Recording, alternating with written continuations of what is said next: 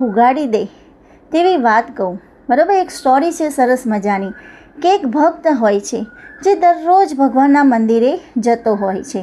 એક દિવસ એ બહુ મોટી મુશ્કેલીમાં આવી પડ્યો. એને ભગવાન સમક્ષ રડતા રડતા કહ્યું, પ્રભુ, મેં આખી જિંદગી તમારી ભક્તિ કરી, તો મારી સાથે જ આવું કેમ થાય છે?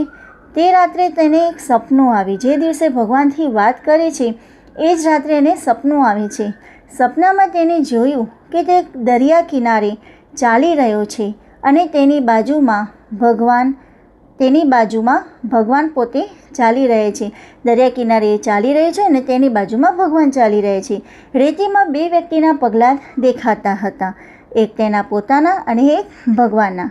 પણ જ્યારે તેના જીવનનો સૌથી ખરાબ સમય આવ્યો ત્યારે રેતીમાં માત્ર એક જ વ્યક્તિના પગલાં દેખાતા હતા, અને વ્યક્તિ કોણ હશે? પોતે.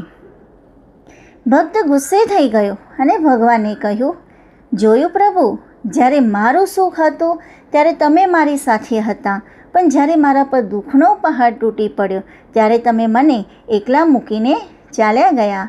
જુઓ, રેતીમાં માત્ર મારા જ પગલાં છે.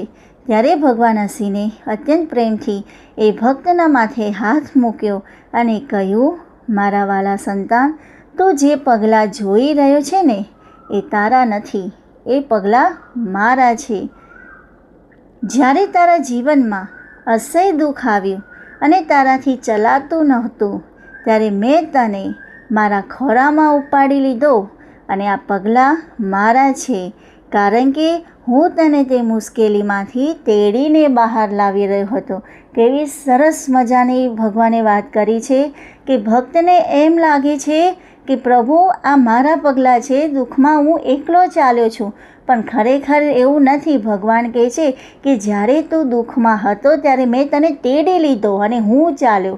એ દુઃખમાં હું ચાલ્યો છું, એટલે કે મારા ભગવાનના પગલાં છે, તારા પગલાં નથી. તને તો હું તેડીને બહાર લઈને આવ્યો છું. વિચારો મિત્રો, જે ભગવાન આપણને આપણી અજાણતામાં પણ સંભાળી લે છે, આપણને ક્યારેય ખબર પણ હોતી નથી, તેના પર આપણે શંકા કેવી રીતે કરી શકીએ?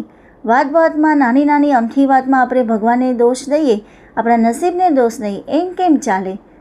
ભગવાન ઉપર આપણે ભગવાનની ભક્તિ કરીએ છીએ, તેની ઉપર થોડો વિશ્વાસ મૂકો. વાતમાં બસ કંઈક કામ સારું થાય તો મેં કર્યું, કંઈક ખરાબ થાય, કામ અટકી પડે, કામ રોકાઈ જાય તો બસ ભગવાન મારી ઉપર જોતા નથી, ભગવાન મારી સામું જોતા જ નથી, ભગવાનને મારી કાંઈ પડી જ નથી.